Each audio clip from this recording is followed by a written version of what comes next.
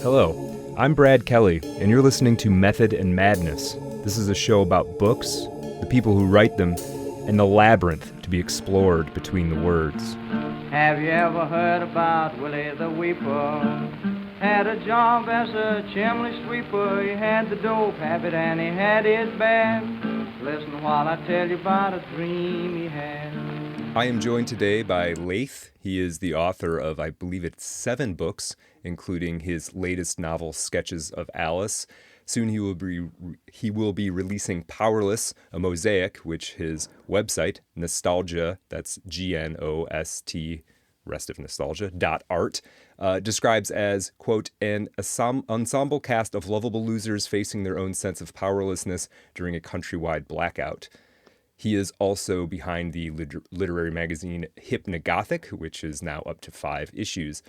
Laeth and I have been mutuals for a while on Twitter, and I am always charmed to see a tweet from him, so I highly recommend you give him a follow for that, in addition to his wonderful work. I have so far read Sketches of Alice, a bit of Wee Wisdom, which I've got some questions about, and I've started in on The Rot, which I'm enjoying. I don't have a ton to say about it because I'm not too deep into it, but I do. We will talk about it briefly, and then he's been kind enough to send me a copy of Powerless, which I am itching to dig into, but my TBR pile is quite high, so I'll get to it before too long, but I don't have much to say about it, though I'll ask Laeth some questions. Laeth, thank you for doing this. I really appreciate the time, and I'm looking forward to talking to you in this format. Thank you for having me, and I'm looking forward to it as well. Yeah, absolutely. So I want to kind of start with, you are clearly a very dedicated writer. You're quite prolific. You've got a lot of work out there. I just sort of wanted to get a sense from you about when and how did the literary bug bite you? Okay, let's try to make a long story short. Sure. Okay, so I think I was about 12 or 13 when I read Kafka, and that, like, I want to be this guy. And I didn't know he died young at that point. But Right. I really Maybe you thought, don't want to this be is like him something. in every way. Yeah. Exactly, yeah. But I really thought, like, this is something else, because until that point I read Harry Potter's and I read Jules Verne, which is still one of my favorites, but I didn't think, like, I want to be a writer. But then Kafka made me want to be a writer. Then, like, when I was 18, I decided maybe I should study literature in university, and that really killed it for me for 15 years. And, like, I mean it. I actually stopped completely reading fiction and writing fiction for 15 years. And then I returned to it. I still don't know exactly how or why, but then the bug bit me again. And I think the book that did it was That Hideous Strength by C.S. Lewis, which I now Okay. don't think is really that great a book in terms of fiction, but it's a very good book for other reasons, I'd say. Yeah, that's the short version. Sure. Yeah. No, I love the Kafka thing. For me, there was almost, I would say, somewhat of a similar kind of trajectory. I had read a lot of, I had read like Stephen King and Michael Crichton, and I read a lot and was already reading stuff sort of tailored for adults, but Kafka was among the first sort of literary heavyweights that I got my hand on, and I just peeled my wig right back. I mean, it was like, oh, I didn't understand. I didn't understand what I was what I had stepped my toes into and all the things that could be done. It was just sort of gobsmacked by Kafka, and it certainly was a big, for me as well, a big kind of thing that pushed me in the direction of, I'm going to do this as well, or I'm going to try to do this as well. I am curious, I feel like I can relate to going to study literature formally and saying, and it sort of turning you off. But I was curious if you could say a little bit more about that. What was it, do you think, about that experience that said, I'm not, I don't know if I Well, want to spend my life on this? I just had unrealistic expectations about college in general and about, like, the people I would find and how cool the teachers would be. Like I Yeah. would imagine, I imagine something like out of 19th century university, and I even put some of that in Sketches of Alice, like that feeling that you go to university thinking it's going to be one thing, and then it's just another bureaucracy, and that really Right. killed it for me. So I quit. Like I didn't finish literature. Uh, yeah, yeah. It is. It is hard to. It is. It is a little heartbreaking to see this thing that you love being treated in a like this bureaucratic institutional manner. Sometimes there's sort of. I know I did. I went to school for something else first, and then came back around and got an English degree, and went and got a master's degree, associated with literature. But there was almost a bit where there were times where I felt like I had to protect my love for this thing within that, right? It was like I was always reading something on the side that wasn't on the syllabus. I was always like, it was almost like I was running my own little personal curriculum on the side to kind of keep the ember going. Because I think a very similar thing easily could have happened to me, and I could have just been like, "This is all dumb. Like, what am I? What am I trying to do? Who cares?" Um, yeah, Yeah, yeah, I can relate. yeah, And it's yeah. just It's I'm not one of those. Sorry, go ahead. no. Go ahead. No, you go ahead. Well, I was going to say I'm not one of those people that just reads anything and everything that comes in, that just appears. I'm Hmm. more like if I find an author that I really like, I just dive into that author and just try to read everything from that author and about that author and reading interviews, anything. I'm like Right. obsessive that way. And Right. it just happened that when I went to university, it I was not. It killed my obsession with fiction, and then it happened that I became obsessed with Austrian economics. So then I spent years just reading that whole thing, which I think is quite common in this part of the internet, like around 2008, oh 09. Around Ron Paul, you probably remember, Sure. Yeah. probably know who Yeah. that is. So Yep. I got into that, Absolutely. and then like I just completely gave up fiction for years and years, and then just jumped from that to from Austrian economics to the anti-tech guys like Jacques Right. Ellul, and from there to the perennialists, and then like eventually that led to fiction back again, like through C.S. Lewis. But Mm, it mm, like I just know how to follow my obsessions and nothing else, right. which makes me a terrible Yes. student, basically. Yes. Yeah. Yeah. A terrible student for the formal institutions, but also allows you to be, an idiosyncratic and and a more creative person. I love to hear about writers' other obsessions that aren't directly related because I have my own and they're mine, and you have your own and they're yours, and I think it does. I ran into a number of people in the institutions in academia who didn't seem to have a lot of interests outside of that system at all, right? Like Yeah, they didn't have much to draw on from elsewhere, and so they end up kind of just drawing on what can often be sort of banal aspects of like the same life everybody in their class is living, kind of, and there's a sort of a dryness to their work because their mind isn't foraging the world for interesting stuff. And so I think part of these conversations I like to have on here. I know a lot of the audience is other writers, and so take it from me and take it from Laeth. I think one thing to do is follow your obsessions at least a little bit. Like at least go down the track and figure out what's interesting about them. It'll inform your work in ways that you couldn't possibly predict or even honestly understand. I want to spend some time talking about Sketches of Alice. This is your latest work, other than Powerless, which is coming up soon. I really really loved Sketches of Alice. It's just a lovely book. I mean, it's the first word that comes to mind, and I think people will often use this as a negative, but I don't think so whatsoever. It's genuinely sentimental in the best possible way, and poetic and real.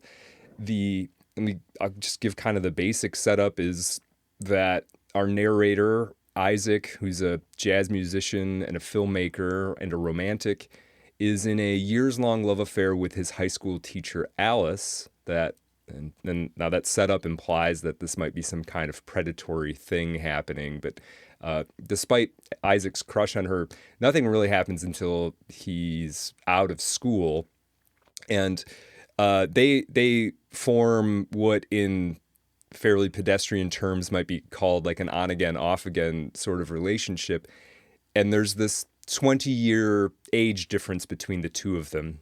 Alice has a daughter who is just a few years younger than Isaac is, and the story is told in these in moments. Really, they're not together consistently, and so it's told in these focusing on the moments in which they are together.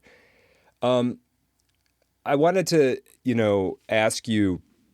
This is kind of a question I ask a lot of people when I'm talking about their book because I think it's interesting. What was the first image or concept or character or whatever that you sort of stumbled upon that ended up in this book? What was the first glimmer in your eye that led to Sketches of Alice? It was the garden, because the garden actually Ah, exists. It's a place from okay. my youth, and I just like I had to leave. Well, I didn't have to, but I left the city where I was born and where I lived until a couple of years ago. Hmm. And after I spent a couple of years here where I am now, which is like in the middle of nowhere, I started to feel nostalgic about Mm-hmm. about my youth, and especially the places of my youth, because they're different now, and that's also kind of woven into the book. But Mm-hmm. yeah, the garden, just I miss this garden. And then most of my stories are very they start with the line, like I just hear the either the narrator or people or characters talking, and it the character of Isaac like being in the garden feeling lonely or something like that. That's how it started really. Mm-hmm. Mm-hmm. And then like, Yeah. okay, what is he doing there? You start to ask questions about and then you just hear for what the story is. Yes. Oh, I love that you just here for it. Yeah, that's I can relate to that quite a bit. It's something that catches you, and it becomes. I almost think of it sort of the initial thing that kicks off a story. It's almost like I don't know if you remember losing a tooth and you keep like putting your tongue on it, like you kind of can't stop touching it, like for whatever reason. I often feel like Yep, the beginning of a story is like that. It's like just this thing, it's there, and I keep thinking about it and it keeps coming to me. And then the yep, creation of it is you just follow that. You just keep taking it sort of where it leads you. It's such a beautiful process. And it feels in your work, it feels so organic and so I can sense your love for the places and the characters and the things in it.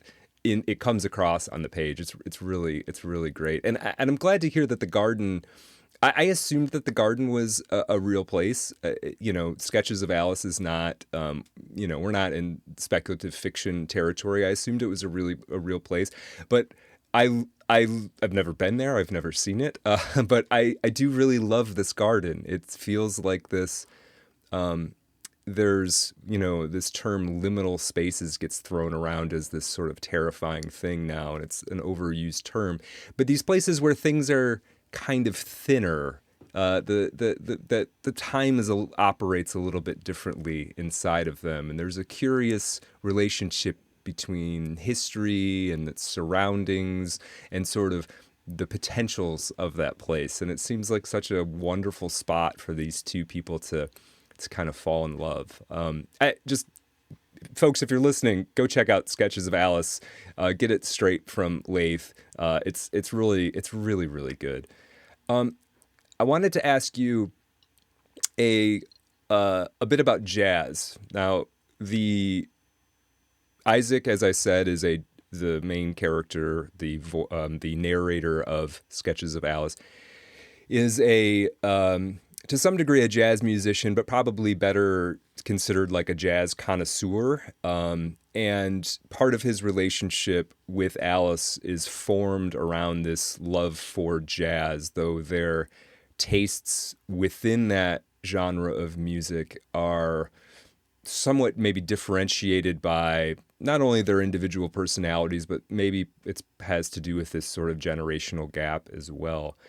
Um, I wanted to sort of ask you. I don't know exactly how to frame this question, so I'm going to say ask it in what I consider the most simple-minded way.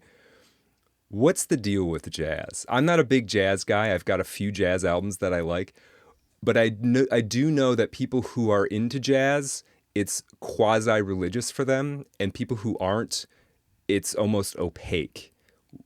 I'm assuming you're Yeah, more like the former. What is? Tell me about jazz. okay. It's also the fact that when I started writing, like when I decided I wanted to be a writer, I also wanted Hmm. to be a musician. Like I was always, until very recently, I was always divided between the two things and couldn't really decide what I wanted to focus on. So I always did more or less the two things. But it wasn't until I was like 17 that I discovered jazz, and just uh, it just opened so many avenues. And Louis Armstrong said famously that jazz is one of those things that you either get or you don't, and if you don't, like you're never gonna get. Maybe that's too pessimistic because it is Yeah. an acquired taste. Hmm. But when I discovered jazz, like I saw, because it's an expensive, not expensive, expansive kind of music that uh, you can, like, you have to almost be. It's like poetry in a way. Like it's not like prose that things are stated clearly. It's like Miles Davis, I think, said it's about the notes you don't play and stuff like that. Like, which Right. sounds very artsy fartsy, I guess, Yeah. but it's kind of true. And when I got into it, it just changed my life completely. And I also realized that it's, like you said, something that, like, most people don't know what it is, don't get it. and and then there's the whole question of improvisation, which after I Yes. discovered it, I focused very heavily on, um, Mhm. which I think still, like, informs most of what I do. Um, it's hard to explain, actually, because Sure. improvisation, like, you wouldn't think of writing as improvisational, but I would say that the special thing in writing is not like you have to work at it, you have to revise it 10,000 times, but Mhm. the real spark of it is there from the beginning, and then it's just a matter of following the that thread that is already there, like, to unfold it. And jazz is that, like, because most of the history of jazz was jazz musicians picking up um, popular music of their time and just expanding it into really abstract, sometimes, territories. And in a Yeah. way, I think that's what writing is, because Sketches of Alice is a very simple story, but it's like the magic is how you, like, and it's not just Sketches of Alice. It's every book that's worth anything. It's not really just the story. It's how it's told, and Mhm. every sentence should be doing multiple things, which is another thing that I think jazz does.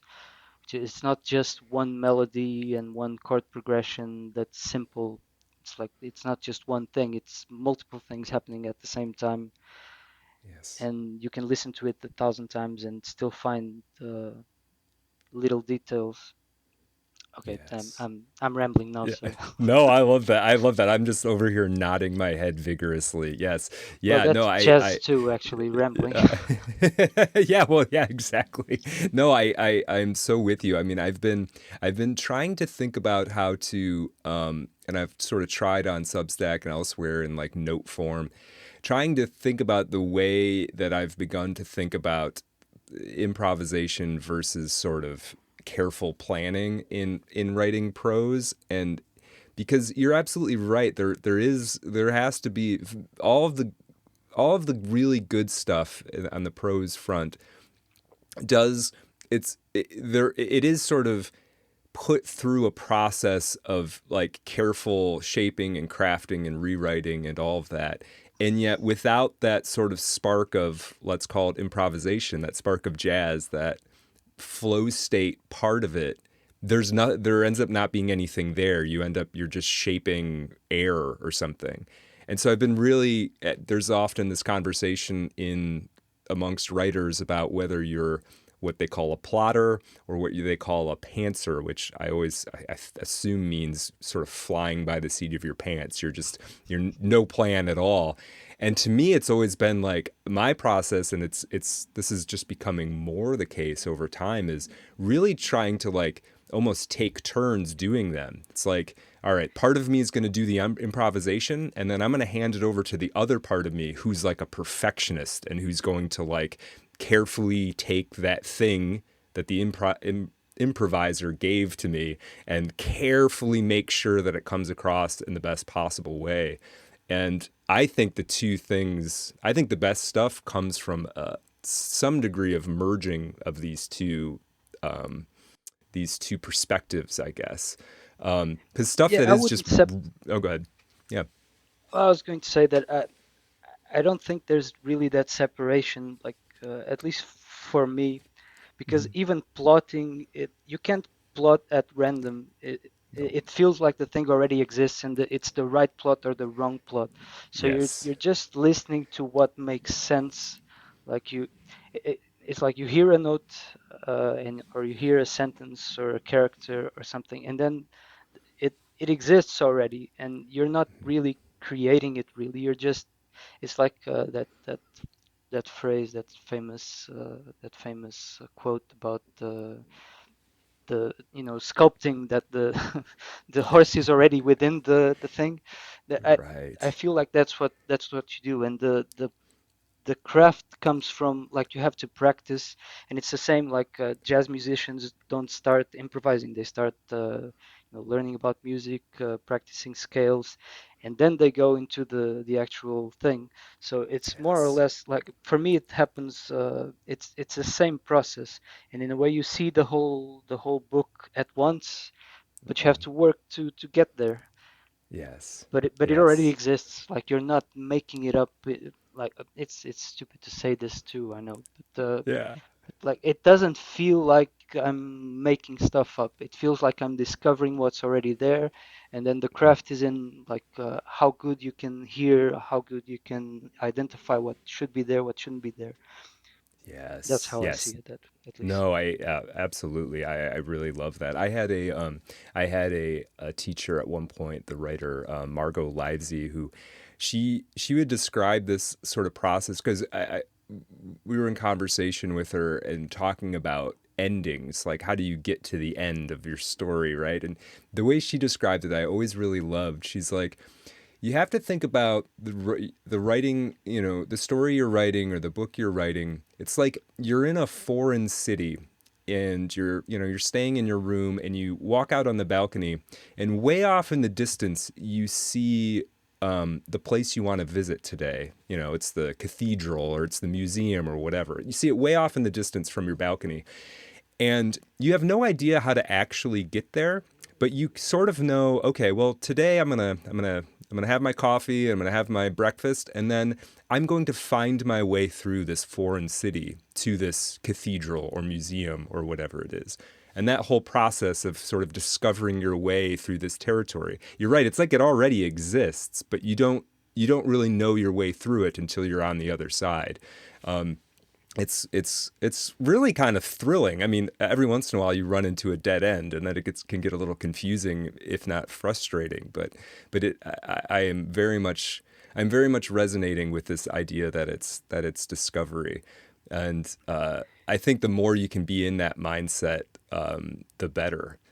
It also allows you to be, and maybe you don't work this way. I find that a fair amount of my time spent writing is I'm sort of just sitting there waiting. Like I'm Yeah, just kind yeah, of, definitely. yeah, yeah. I'm just kind of all right. I'm just gonna sit here and I'm gonna wait. And at some point, if I sit here for long enough, at some point, the thing will come to me. I will find it out here. And it's and it took me a long time to have faith in that process. To be honest with you, to like you know to think that if I spent a half an hour quote unquote writing and nothing came, I'd be like, what am I doing? Am I terrible at this? Am I lost? And then you spend another half an hour and suddenly, words are flying onto the page. It's Well, it's also true that like I've tried to write things and then they went nowhere, so it mm-hmm, it doesn't always mm-hmm, work. But mm-hmm. um, Yeah, but when yeah. when it does, like you really know, like you were saying about things appearing and you go with them. Mm-hmm. And Alice, like I didn't want to write sketches of Alice actually, because my first two Oh. books are completely different. They are much more idea. I mean, not that this one doesn't have ideas, but the narrator is much more omniscient. He has opinions about things. He rambles about philosophy, whatever. Mm-hmm. And this one, like what I wanted to write when I started Alice was a follow-up to The Rot, and I wanted it Okay. to be a super epic, metaphysical, whatever. And then I even told people about it, like I had this great idea for a follow-up. And then the next day I got obsessed with the garden thing, and I wrote Yeah. that. And then I thought this is just going to be a short story. I'm just going to Yep. leave it there. And then the next day I kept obsessing over it, and I just kept obsessing over it until it was finished. And then when I finished it, I was like, I don't want to write the stuff I was writing before. Right, That's right, really how it right. happened. Yeah, no, that's well, the muse doesn't let you get away with, it's gonna it's gonna take you in the direction it wants you to go. How would you? Definitely. This makes me curious. And like I said, the rot. Well, could you maybe? I can't speak to it much. I haven't read a lot. It is very different just on the page from Sketches of Alice. I'm really enjoying it so far. Could you tell people a little bit about the rot? What's the setup? What can they kind of expect if they open that up? Okay, so The Rut is basically an apocalyptic novel. It's a zombie kind of thing. Although I rarely use that word in the book, but it's a zombie apocalypse basically. Except it has a little twist, which is some people are turning to zombies, and then most people, except for the main characters of the book, most people cannot see it's happening. Like most Mm. people don't know that the others are turning to zombies. So it's kind of surrealistic, like what the hell's happening? Uh, am I going crazy because I can see people turning to zombies, but then the others don't see anything? And it's not just zombies, like the whole world is zombified, even like houses and trees and everything. So it's like people at first the main characters go crazy, then they like then stuff actually starts society starts collapsing, and the rest of the people don't see it, but the main characters realize, okay, I'm not going crazy, the other people are crazy because they can't see it.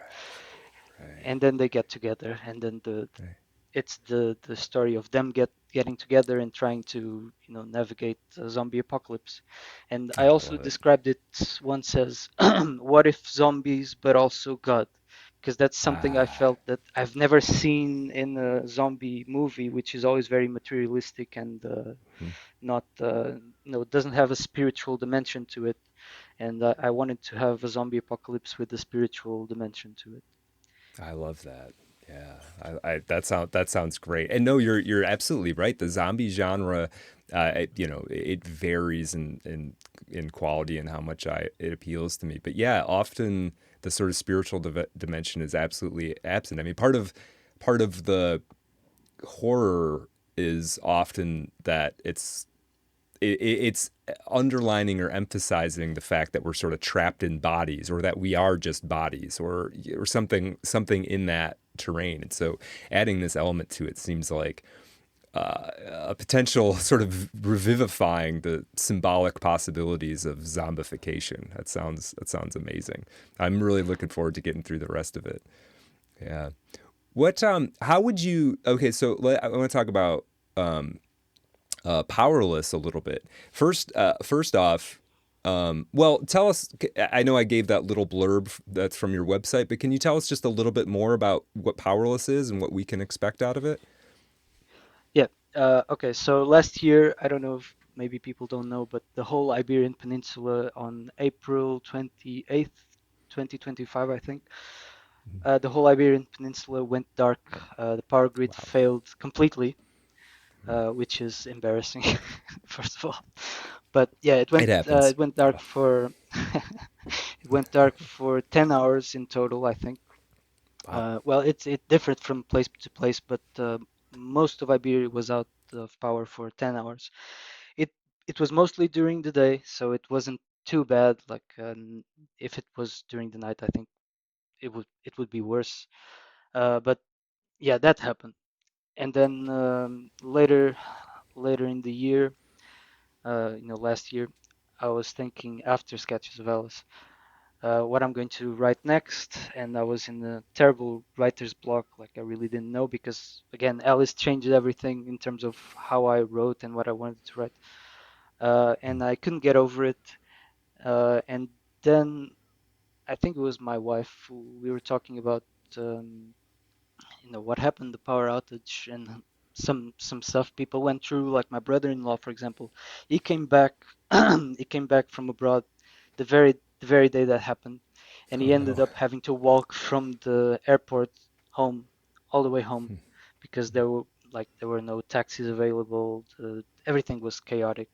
So that was, I thought, okay, probably lots of people, like people stuck in the subway, people in elevators. And then I think it was my wife who mentioned the elevators, and immediately as she said that, okay, I have a story. Like I know Yeah. I know that story. Like, and then I thought, what if I wrote like a bunch of people, like more or less connected, interacting, but having different experiences of what the outage was. And yeah, and that's where it came from. And I just started having ideas. I had a lot of ideas that didn't make it to the final cuts of the chapters. Uh, some I was really like, like this one, like the subway one. I really am going to write the subway one, but it didn't happen. It's like we were talking about. It Sometimes you have an idea, it seems great, but then the I can't hear it. It doesn't go anywhere. So some of them appeared out of nowhere. Some I had planned happen, some I planned didn't happen. In the end, I got 10 chapters or 8 long chapters and an intro and an outro or a prologue, epilogue. And yeah, it just seemed fun to do. And another thing was I couldn't get over Sketches of Alice. So I decided that it was going to be in the same universe, have some of the same characters, including Alice. So I got Okay. over it by not getting over it, basically. Sure, sure. Yeah. No, I'm glad to hear that. That's very interesting. It is. Yeah. Once I absolutely resonate with this. Like, oh, it's not over actually. um, do I'm curious too. So obviously, same. So there's it's gonna happen. Powerless takes place in the same world. We've got Alice shows up. Is there I noticed quite a big change stylistically between the Rot and Sketches of Alice. Are you do you feel like Sketches of Alice is sort of a line you've crossed? Now you're writing more in the Sketches of Alice mode. Like I guess where's the stylistic weight now? More like the Rot or more like Sketches of Alice? uh, Definitely more like Sketches of Alice. And I don't want to say that I'm never going to write, Sure. because I never know. But I guess this is a good place to talk about José Saramago, which is Yeah. my probably my biggest influence. Like after Kafka, I found José Saramago, and I was really like, I have to read everything by this man.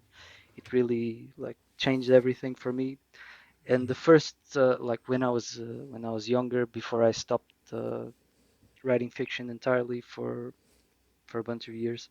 I really wanted to emulate him, and when I returned, like it just seemed, well, I used to write in Portuguese back then, but then when I came back, because mostly spent years and years reading just English, when I returned to fiction, I started writing in English just because it felt natural, but it was still it was still like emulating José Saramago. And for people who don't know, his books are always like high omniscient narrator with lots of opinions. Like the narrator is another character. He's not one of the characters in the narrative. He's outside of it, but very noticeable.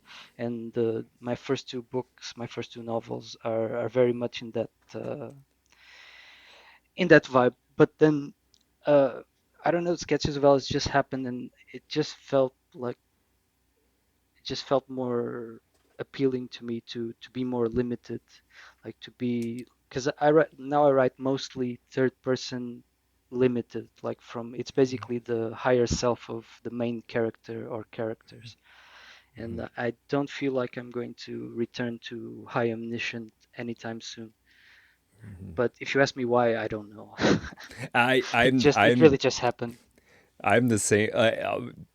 I'm also third person limited feels like the way to do it to me. This isn't a judgment about any other way to do it and saying this is how anybody else should do it, but I'm sort of with you. Third person limited. That's sort of my métier now. I don't. I might wander into first person to create a particular effect to like do something very specific, but I want to be in that third person limited. It feels the most.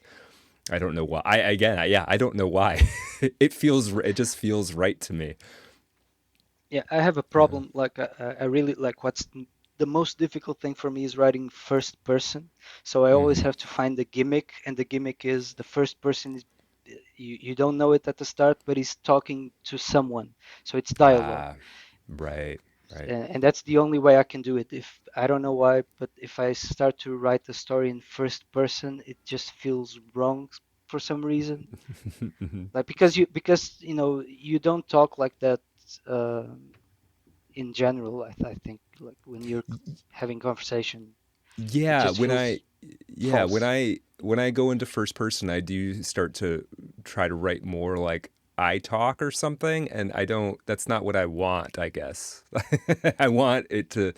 I want it to have its own feel to it. That's not the same as just conversation. I don't know. It is very interesting. That's I think a worthwhile because I think obviously a lot of writers write in first person. It feels like to me, honestly, most of the contemporary fiction I pick up, I feel like is in first person, uh, and yeah, it is curious to sort of examine what the motivations are behind those choices because it is a deliberate choice. You do kind of have to, at least for one project, you can switch from project to project, but you kind of got to pick your lane and stay in it, and different ones have sort of different utilities and but for me I think ultimately like a comfort level or something or it's probably got something that I don't understand in terms of effect on the reader that I'm trying to have. I don't know what it is. I think interestingly enough, like I think on one level something in first person would maybe suggest that like to the reader that like okay they can put themselves in this person's head and they can be the I me, they can be the first person, but I actually think making it third person but focalized on that character, that actually allows a higher degree of immersion than first person, but maybe that's me just justifying what I'm doing. I think it's probably something to do with the whole inner monologue thing, which I don't get because I don't have inner monologue. I have Oh like no. too many voices. Well, I have too many voices, so it's not a Oh, I monologue. see. It's Yeah. like a whole conversation, and Right, right. like I can speak to myself, and it's like it's myself, but also not myself. So that distance of third person, like it actually already happens inside my head.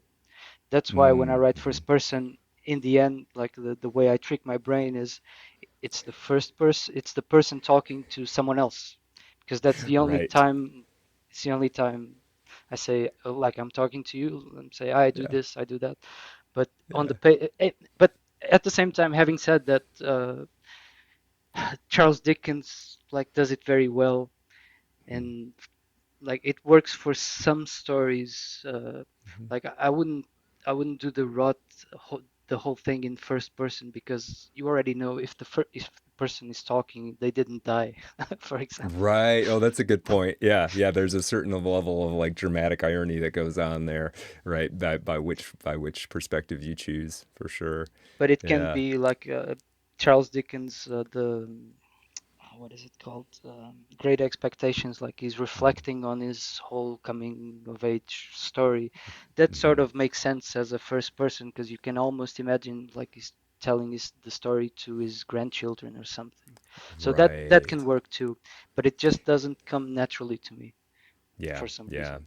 Yeah. I'm very much the same. I'm working on something now that has some first person moments. It's somebody in uh, a different time, sort of talking about the things that are happening in the story, but I'm struggling with it, to be honest. I keep veering into third person. I'm like, ah, no, that's not what's happening here.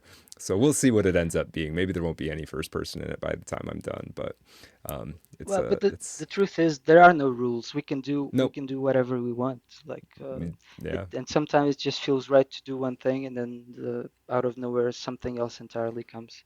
And I think it's Hmm. important to just be open Yes. to whatever. Yes. Yeah, 100.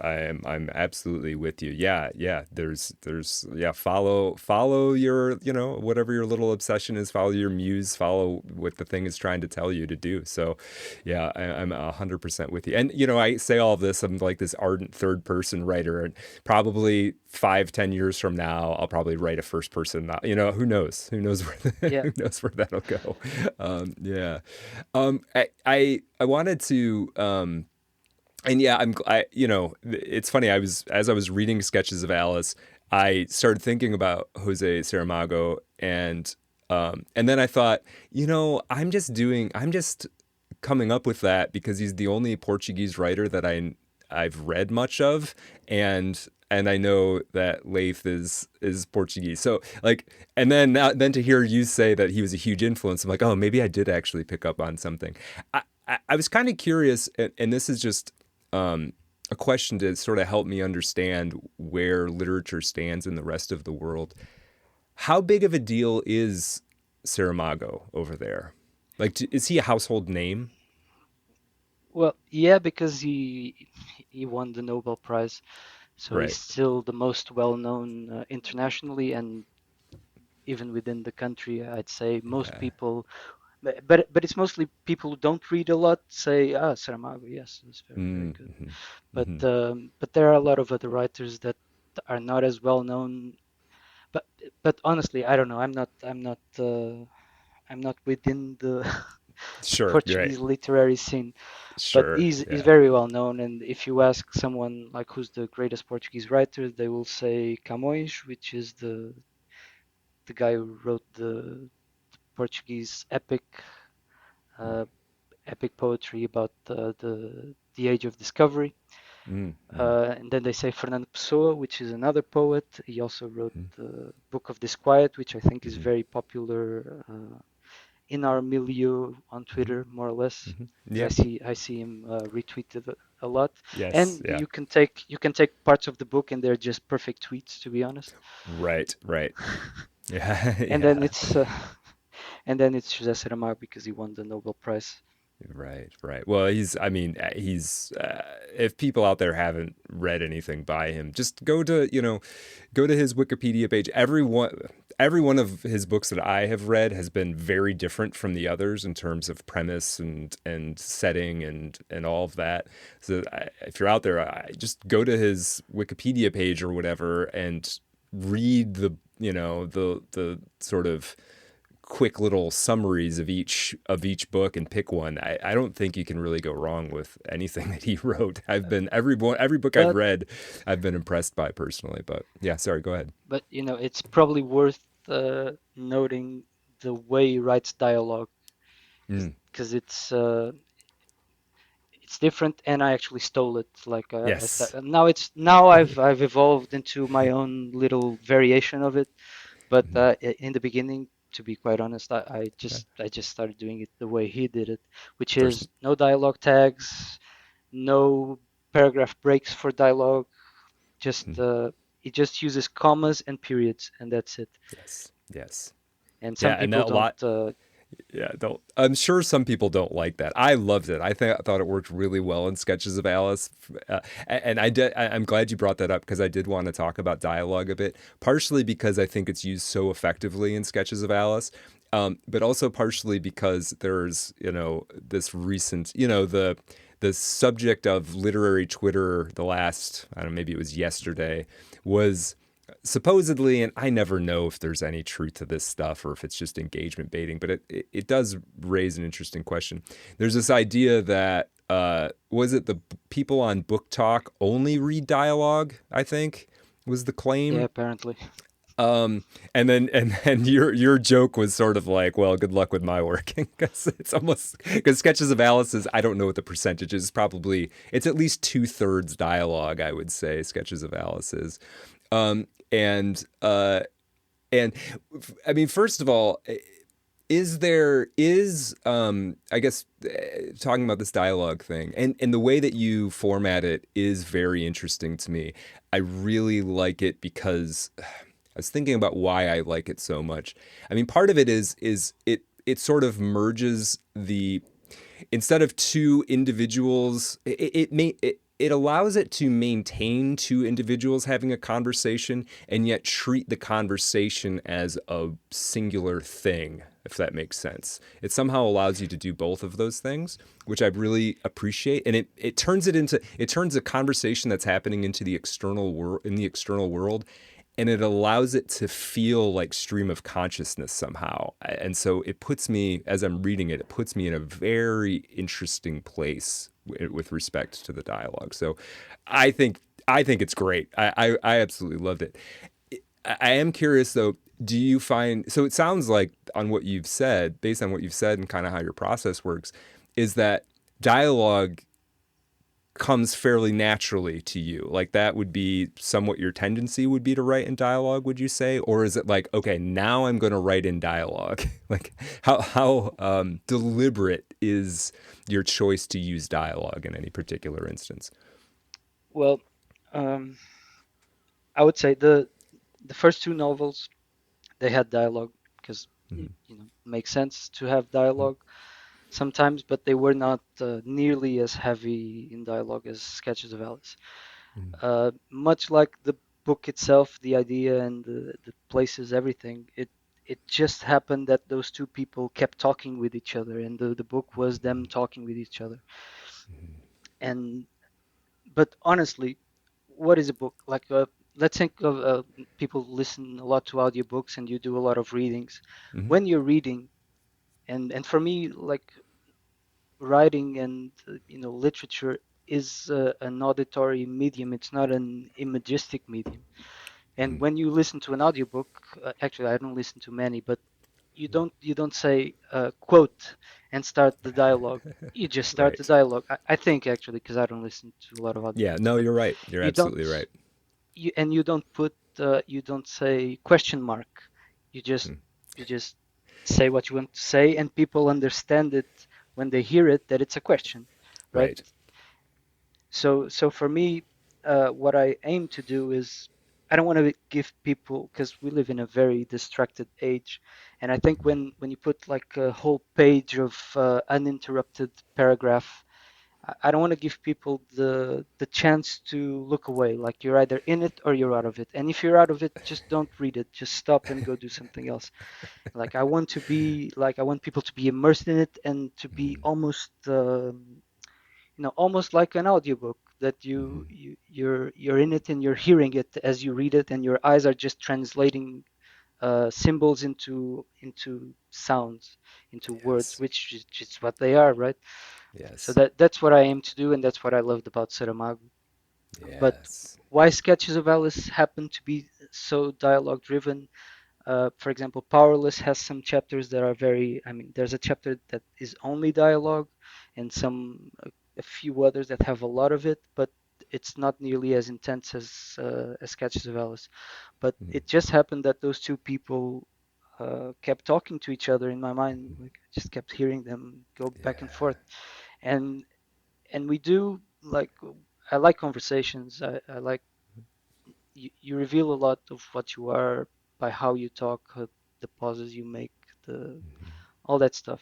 And it just felt that a very personal book about sentimental, like you said, Yeah. it just made sense.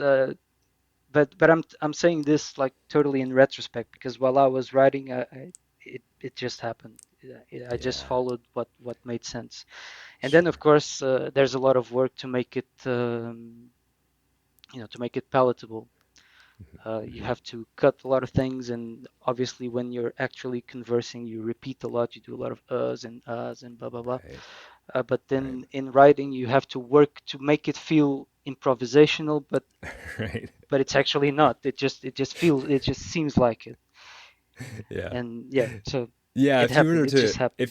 if you were to transcribe actual conversations into the text, like fully verbatim, right from the tape recorder, it and put that into black and white on the page, it would feel awkward. You do need it is funny that you do sort of need to trim it up in order to make it feel natural somehow. I find that process really interesting in working with dialogue. Um, I am curious now, you talking about this because I'm resonating with so much of this. Do you at some point in the process read the work aloud? Like you're writing this bit of dialogue. Do you have that conversation out loud? Sometimes, but Mm, not a lot, because okay. really, like I think my main superpower is audio. Like I Mm-hmm. just have I have that thing, aphantasia. There's a big some Mm-hmm. every once in a while it appears in on Yes. Twitter that You don't you see don't the you can't see. apple. Yeah. Yeah, Uh, I can't say that I see the apple. Like I know what an okay. apple is. If you ask me to draw it, I can draw it. And I even have, like, I know I have visual memory, because sometimes I try to recall something and I remember, I don't know, the Wikipedia page, the formatting of the page on the book, something like that. Yeah. But I can't say that I see it. And when people say like I see it like it's a movie, I cannot relate. But I can, but I am constantly hearing stuff in my mind.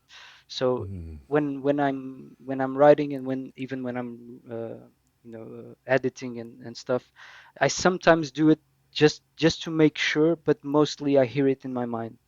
And I think mm, it works because people tell me that it works right. for Oh, them. it Like, definitely but for does. me it works. Yeah. You're making me wonder now, because I've talked to I've had obviously other writers on here, and I've asked them about like do they have strong imagery in their mind, and often they've said yes, and you're saying you kind of you don't you have you're more on this sort of aphantasia side. However, music is super significant to you. I do kind of wonder if there's sort of music to writing people and visual art to write. People who sort of lean one way more than the other, and you probably could, if that's the case, you could probably tell on the page. And I'm sure there's people who are talented at all of them. I'm not one of those people. I have no musical talent whatsoever. But yeah, it just makes it's curious to me thinking about how one's person's idiosyncratic talents that don't seem to be directly related to the writing, how that informs their process and sort of what ends up on the page. Because you having some musical capacity probably plays into this ability to sort of just hear it as you're reading. I have to read it out loud, and I spend a lot of time making sure it sounds good, but I have to read it out loud before I know for sure. I have to like actually hear it. Yeah, that definitely. I mean, I could never write, for example, high fantasy stuff with the lots of world building, because I just Right. cannot focus enough of my mind on the imagistic details. Like when I put Mm-hmm. images and imagistic details, they are usually related to some strong feeling, like for example the garden, like Hmm. the paths lined with jacarandas or something. Like that's something Hmm. that it stayed in my mind because it had a strong feeling, and that's mostly where the images come from, and the places that were important to me or that I find beautiful. That's what stays. Yeah. But I could never just ask me to describe a room, and I could do it, but it would be terrible. It wouldn't be interesting at all. For me, it has to have that well, that's back sentimental pull, that it has to Hmm. move me in some way beyond image. So that's my Right. weakness. Well, yeah. Well, you play. You're a part of. You call it a weakness, but you're playing off of that really well because the garden in Sketches of Alice. It's this beautiful place, but I would say as a reader, it's a beautiful place. But I would say that the beauty of it is less about how clear it is in my mind and more in how you've made that space feel through the way that the characters interact with it, through the sort of historical touches, and through the way it sort of lives in time and space. It feels like a very real place, even if I don't have a super clear image. I sort of just superimposed a garden that I'm familiar with on top of it, right? But it was definitely Lath's garden. Like I could feel it. And it was Isaac and Alice's garden too. I could feel the depth of what it sort of meant to them. So, yeah, it's Yeah, but that it's that's a it's. trick you can pull, because people have like you have to people have their own Mhm, relationships to things, and mhm. I don't want to say everyone knows what a botanical garden is, but most people Many have people do. been or Yeah, know more or less. Yeah, so you can yeah. play with that, and even if it's not exactly the same, the you use, like, or I try to use, because that's the only way I know how to do it, like very sparse details that recall then the rest of the thing for people who do have mental, like very vivid mental imagery, and then I Hmm. can get away with not describing it. But it's a trick. Right. Like it's Yeah. definitely a trick. Yeah, yeah. Well, hey, man, it's all tricks, you know. It's Yeah, all that's true. sort of like we're we're creating. I often think about, and you do this really effectively. I sometimes sort of think about uh, the what we're doing is almost creating like an emotional illusion. The way an optical illusion, you can have a 2D piece of paper and it creates a 3D image the way you look at it. I sometimes feel like that's what we're doing in storytelling is an emotional illusion. It's like, yeah, it's just a bunch of squiggles on the page, but we're pulling little tricks to sort of make it.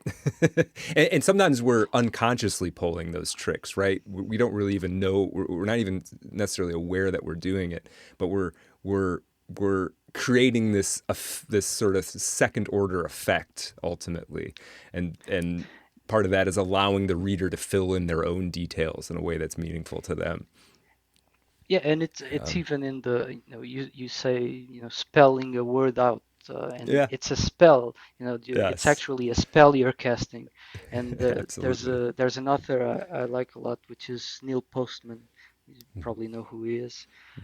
He has a bunch of very interesting. I mean, he always talks about the same thing, but I love all his books, and he talks a lot about how um, writing and especially printing changed the way, consciousness, and how oral cultures, or mostly all oral cultures, which are all cultures before printing really, for most people at least, Yes. how they don't have this capacity to, you know to have to see these squiggles on the page and imagine, like, but it's very weird if you think about it, but it's something that we do instinctively.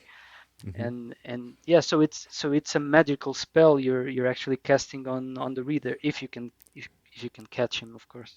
Right, right, right. Yeah, well, that's the now I've in the last few years realized that there's another order of magic that I need to be participating in, and that is the spell of getting them to read it to begin with, which is That's a whole true. different. It's a whole maybe it might be black magic actually, but it's a whole different species of magic. And, I'm not good at it yet, but I think I've learned a couple of tricks along the way. Um, I wanted to just a couple other things on Sketches of Alice, and this is mostly this isn't. I don't know that there's a question in here as much as something I wanted to say about it as a sort of pat on your back, but also encouraging people to read it. You know, there's a so I have in the last, I don't know, 5 to 10 years as in my sort of life as a reader and as a writer, I've been finding myself reaching for more and more kind of bombastic stuff, right? Like crazier stuff happening in work that I'm reading and writing. And so it's been a while since I've read a work that I shouldn't say it's been a while.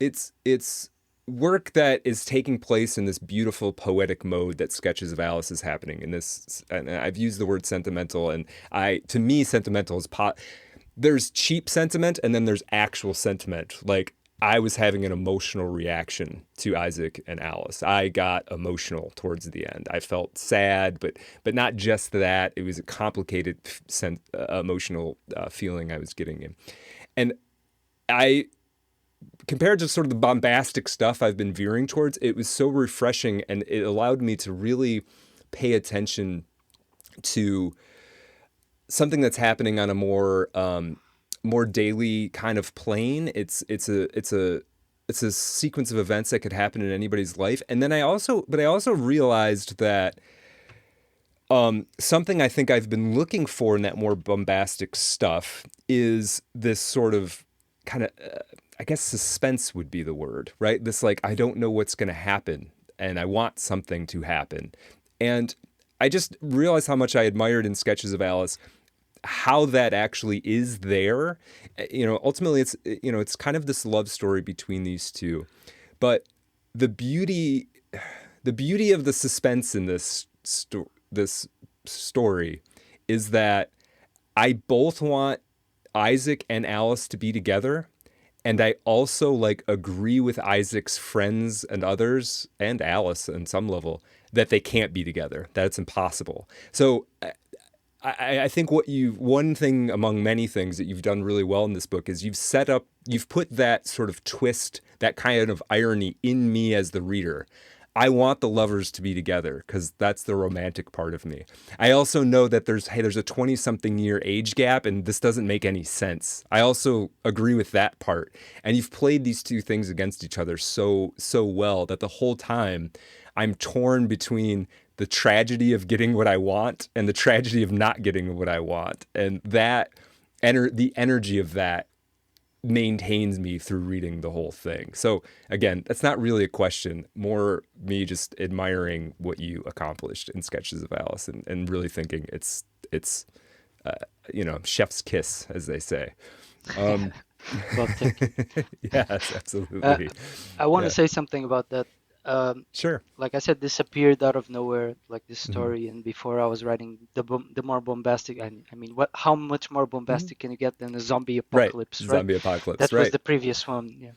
Hmm. But I guess this was like only reflecting on it afterward, because as I was writing it, I was just totally in the moment and not thinking about what it meant. But I think there's a big problem.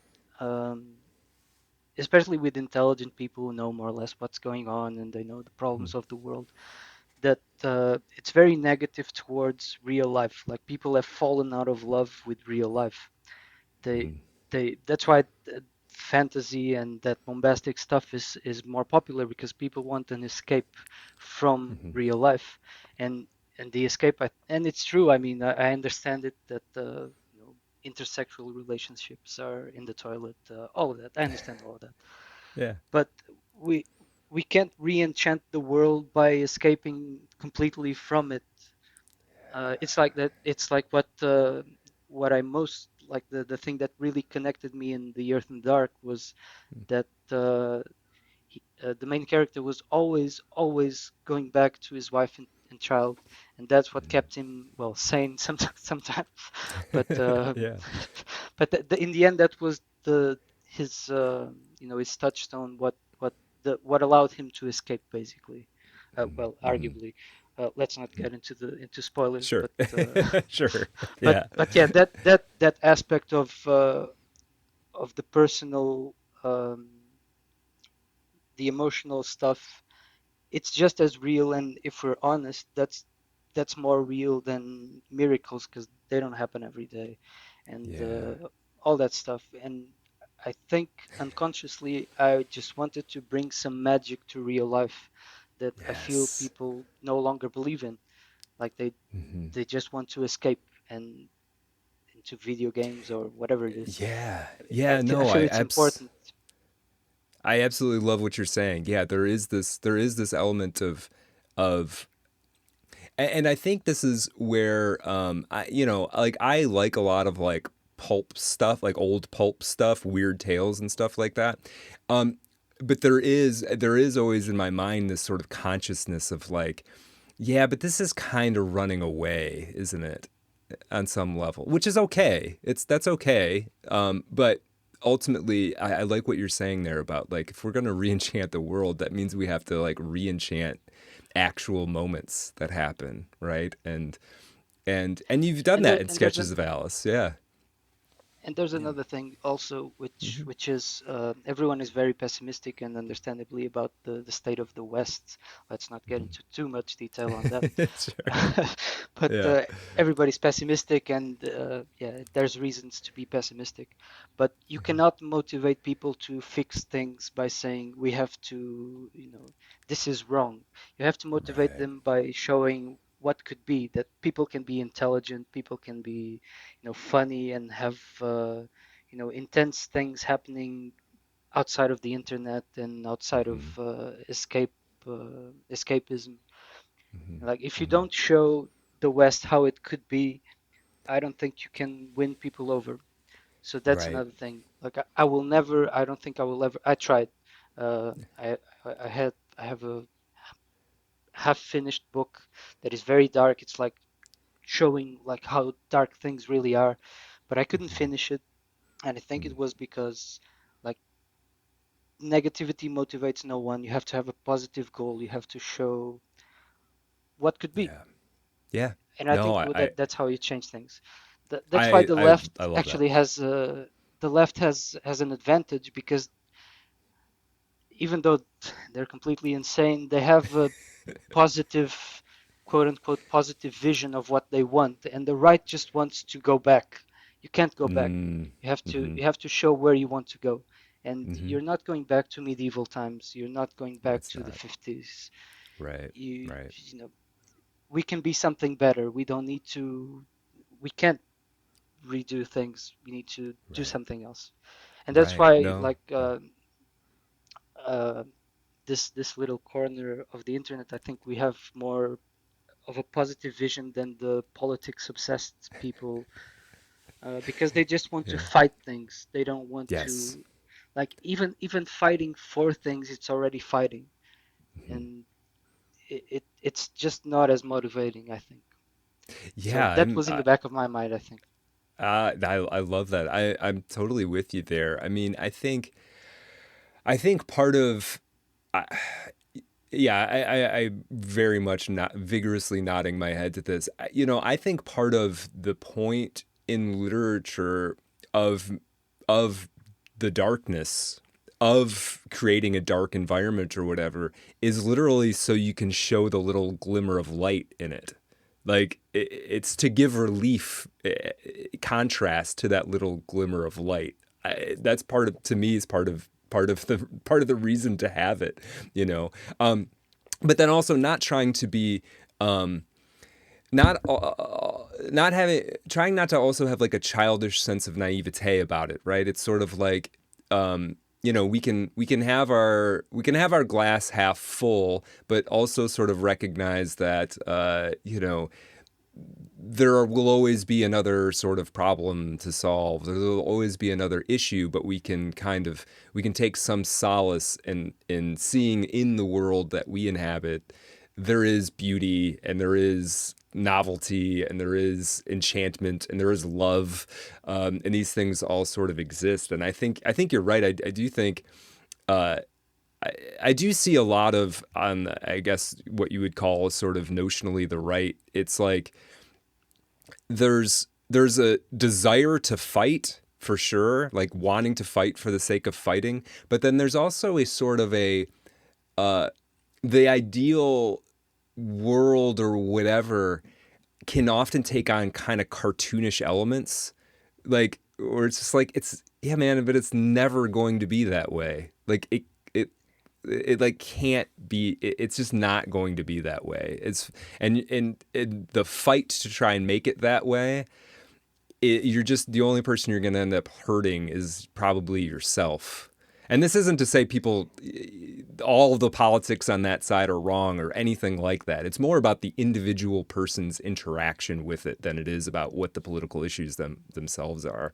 It's like, man, you got to kind of like, first thing is like, save your own soul before you worry about Yeah, the Wests or something like that, right? Um, yeah, I I think the constantly think problem about. is, Yeah, go ahead. well, I was going to Yeah. say the main problem I see is that it's all reactionary, and Hmm. what they want is to return to a time that the left already defeated. Like the Right. Right. so Right. they just want to be defeated again instead of going Mm, forward. Like right. you can't. Would you really want to reverse the sexual revolution? Like Right. if you really think about it, do you want Hmm. women to have no choice in anything? Do you Right. want like it just makes no sense if and, like it doesn't even make sense for the people who say they want that because I'm Right. sure they don't have the same relationship with their wives that Right. that someone in the Middle Ages did. Like it's just Right. impossible. Like we Yeah. cannot, it's like it's always the same thing. Like you get out of the Garden of Eden, you can't go back. Like you just have Right. to deal with the fruit and Right. whatever the fruit is, and Right. just Y- take the good with the bad. Yeah, and I Try to think I build think something. yeah, and I think part of this kind of discourse around this stuff gets corrupted by the internet in obvious and not so obvious ways. I mean, I think because I do understand the desire to go back, that sort of nostalgia return thing. I do understand elements of that, right? Like, one of the things that I like to do is my wife and I were fortunate enough to have this little piece of property, sort of remote piece of property, and it's off grid. And I love to go up there and just be in the trees and chopping wood and running around with my dogs. I love that. I know that's sort of not the real world. I know that I don't get to do that 100% of the time. That's my little return moment, right? Like I'm gonna go for the weekend and pretend I'm a lumberjack from 100 years ago, but I know it's not realistic. Um, but I think sometimes in the internet discourse, that little bit of understandable desire gets turned into like an algorithm that gets applied to everything. It's like now everything should be going, everything should go back to, all the women should be milkmaids and all the men should be like some kind of rancher cowboy thing. Like we should all be, and yeah, it doesn't, that direction, it's not gonna civilization's just not gonna go that way, and it's better spent trying to, as I think you're trying to do, re-enchant the space we actually live in, right? Yeah. Well, I'm very antisocial. I mostly spend time alone or with my wife Mm-hmm. in the garden, Mm. so I'm the same way. But Mm-hmm. I'm not going to pretend that when I'm in the garden gardening, that I'm like a subsistence farmer, and that I want to Right. be a subsistence farmer. Right. Nobody Right. wants to be a subsistence No. farmer. And if you do, you don't know what subsistence farming is Yes. because it's very difficult. It's a very Mm-hmm. impoverished life. Like Mm-hmm. we actually have nice things that we can fight for, and we don't have to roll back everything to to take the good things from the past and have the good things from the future and have them both together. There's no Right. reason why we can't have both. We just have to be Mhm. conscious about what's good and Yeah. what's bad, basically. Amen. Yeah. Amen. I love that. Well, I got one more kind of question because I think that's a great place to start to sort of land the plane on this conversation, which I've really enjoyed. And people who are listening to this, go. There'll be links in the show notes. Go find work of Laeth's The Rot, Sketches of Alice, Powerless. Which when is Powerless available? When will it be available? Uh, Probably in a couple of weeks. Okay. Yeah. Okay. I'm waiting for the proof copy, basically. I don't have Okay. any of that, like a set date. I'll just Okay. wait until everything's right, and then I'll Sure. just put it out. Okay. Yeah, we'll keep But an yeah, a eye out couple of for weeks it. And maybe. okay, great. And uh, so the question I want to ask you is, this is what I always ask: is what is the Laeth canon? What are 2 or 3 books that to you are very important and significant, but maybe aren't the books that you see everybody talking about? Okay, you asked me this before, so I had some time Yeah, to think. good. Okay, Yes, I, so I don't the like to put first people in the one, hot seat. Yeah, go ahead. yeah. Yeah, Okay, yeah. so the first one I'd say is The Cave because that's the one that really grabbed me when I was a kid. Um, I I remember where I was when I started reading. I read it like in a day. I just couldn't do anything else, and that's The Cave by José Saramago. And that's probably the most well-known of the list, I think. Uh, the next one is The Man Who Watched the Trains Go by Georges Simenon. Uh, he's the guy who wrote all the Inspector Maigret books. But this one is more serious and very dark. It's like The Stranger by Camus, but Okay. much better in my opinion. Like the Stranger is nothing compared to this one in terms of how dark and how deep you go into the darkness and how like the downward spiral is just insane Okay. in my opinion. I have to check that out because And I've the been last seeing one, that. I'm sorry, I've been seeing that name like my whole life, and I've never read anything by him. And I know he's got like 80 books or something. So maybe yeah. that's the place I need to start. That sounds really good. And the last one is not fiction, but it kind of feels like fiction. It's Dance of the Infidels by Hmm. Francis Podra, and it's a portrait of a jazz musician, which is Bud Powell. Okay. And Bud Powell was a genius, but he was very troubled, and he was very unlucky in his life. Like lots of people were influenced by him, but never gave him any credit.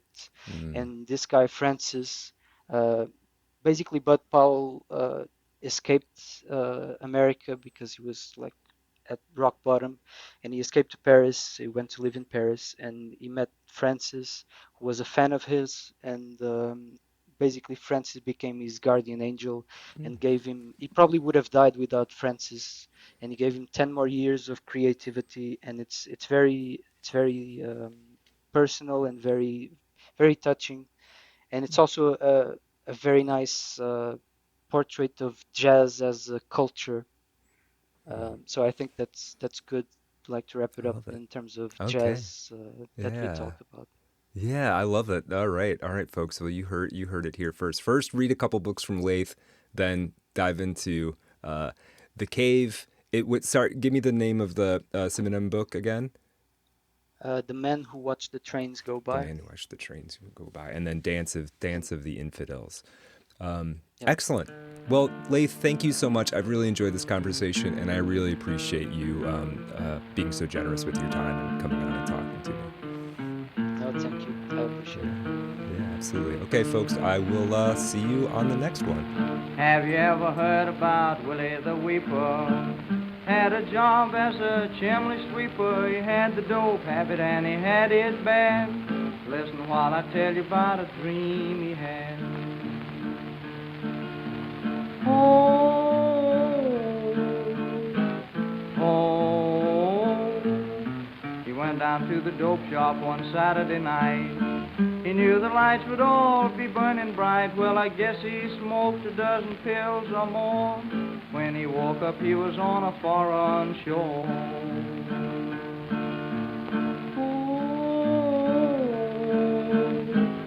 Oh, the Queen of Sheba was the first he met. She called him lovey-dovey and honey pet. She gave him a great big automobile with a diamond headlight and a golden wheel.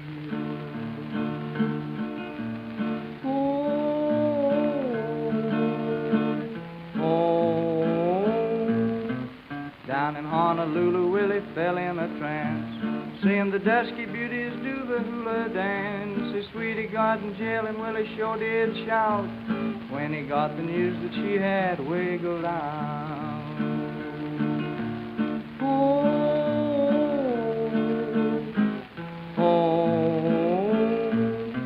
He landed with a splash in the river Nile, riding on a sea-going crocodile. He winked at Cleopatra, she said, ain't he a sight? He said, how about a date for next Saturday night?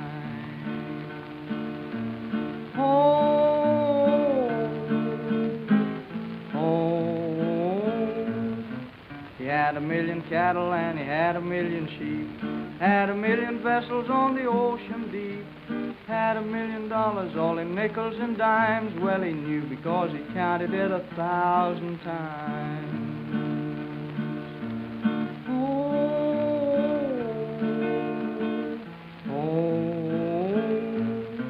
He landed in New York one evening late. He asked his sugar for an after date, started to kiss her and she started to pout when bang, bang, and the door gave